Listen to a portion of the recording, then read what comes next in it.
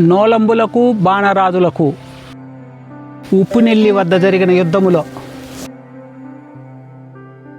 కొంతమంది నిహతులు కాగా, అక్కడి నుండి మరో యుద్ధం కొంతమంది భటులు సైనికులు శత్రు సైన్యాలు ఈ ప్రాంతంలో తలపడినవి. ఈ ప్రాంతంలో తలపడి ఇక్కడ మరణించిన యోధులకు వీరగలులు వేయబడినవి. ఇక్కడ రెండవ పలకంపై ఉన్న యుద్ధములో ఉప్పునెల్లి వద్ద నోలంబులకు బాణరాజులకు జరిగిన యుద్ధము చనిపోయిన వీరుని విశేషాలు వ్రాయబడి ఉన్నవి. ఒకటవ పలకం పైన సమర దృశ్యము పూర్తిగా వేయబడి ఉంది. సమర దృశ్యములో సైనికుడు మరణించగా దేవకన్యలు కైలాసమునకో వైకుంఠమునకో రమ్మని ఆశీర్వదించిన దృశ్యము, గుర్రము పైన యుద్ధము చేసిన దృశ్యము, అతని ఇద్దరు దేవేరులతో కలిసి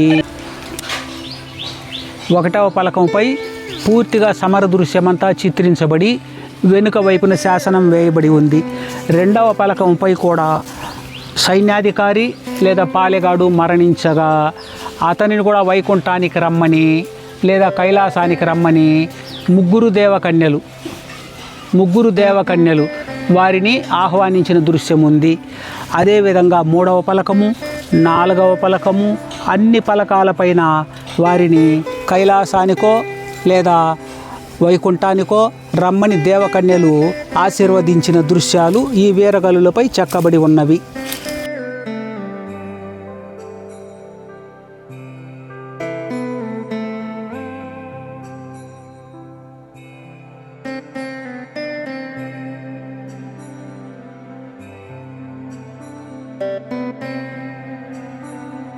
అనంతర కాలములో ఎంబాడి గ్రామం శిథిలమైపోగా అక్కడి నుండి వచ్చిన కాపురాలతో ఈ ప్రదేశంలో తిరిగి గ్రామం ఏర్పడినది.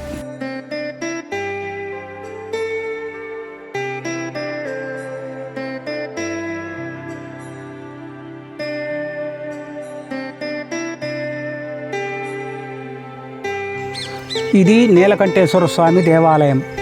ఎంబాడి అనే గ్రామము ఇక్కడ మహానగరంగా ఉండేది పూర్వకాలములో. ఇక్కడ ఎంబాడి నగరము శిథిలమై యుద్ధాలలో ధ్వంసమైపోగా ఇక్కడున్న ఈ గ్రామంలోని జనాభా అంతా మిట్ట ఎంబాడి, గొంత ఎంబాడి, మోగవాడి, కేసీపల్లి సమీప గ్రామాల్లో కలిసిపోయారు. ఆ తరువాత జరిగిన యుద్ధములో ఈ ఆలయం కూడా ధ్వంసం చేయబడి, కోనేరు పూడ్చివేయబడి, ధ్వజస్తంభము తీసివేయబడి, ఇక్కడున్న వీరగల్లులు కూడా నిధుల తవ్వేయటంతో ఆలయం పూజలు లేకుండా పోయినది. ఈ ఆలయంలోని శివలింగాన్ని కూడా ఆ యుద్ధాలలో హుండీతో పాటు శివలింగాన్ని ధ్వంసం చేశారు. ఈ గ్రామం సుమారు 20 ఎకరాల వైశాల్యంలో ఉండి గ్రామమంతా శిథిలమైపోయి తరువాత కాలంలో పొలాలుగా మారిపోయినది. ఈ ఆలయానికి తూర్పున ఒక కోనేరు కూడా ఉండి పూడిపోయినది. మోగవాడి పాళ్యముతో పాటు సమీప పాళ్యములకు కూడా ఇది డివిజన్ కేంద్రముగా ఉండేది. ఈ గ్రామంలో జరిగిన యుద్ధంలో అనేక మంది సైనికులు, పాలెగాళ్ళు, భటులు చనిపోగా ఈ ప్రాంతం శత్రురాజుల పరమైనది. శత్రురాజుల పరమైన ఈ ఆలయాన్ని అనంతర కాలములో పూజలు లేకుండా శిథిలమైపోయినది. ఈ ఆలయాన్ని ఎవరూ పట్టించుకోకుండా పోగా ముందు కూడా ధ్వంసమై అంతరాలము, రంగమండపము, కళ్యాణ మండపములు పడిపోయినవి. ఇంతటి విశాలమైన ఆలయం కాలగమనంలో నిర్లక్ష్యానికి గురి అయి నామరూపాలు కోల్పోతున్నది. శిల్ప సంపదను బట్టి చూస్తే ఈ ఆలయం చోళరాజుల కాలంలో నిర్మించబడి గోపురంతో కలిసి ఉండేది.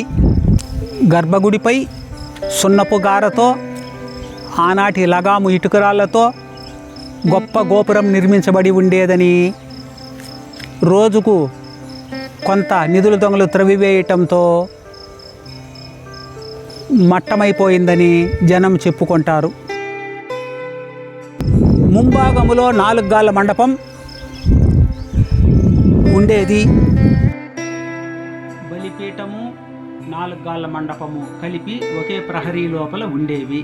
కాలగమనములో ప్రహరీ రాళ్ళు ఎవరెవరో తీసుకొని పోవటంతో ప్రహరీ నామరూపాలు కోల్పోయి ఆలయం ఒక్కటే నిలబడి ఉంది. ఆలయానికి విశేషమైన భూమాన్యములున్నాయని, రెవెన్యూ లెక్కలలో నేటికి ఉన్నాయని చెబుతారు. ఈ ఆలయాన్ని చూసిన వారంతా పునర్నిర్మాణం చేస్తే బాగుంటుందని చెప్పుకుంటారు.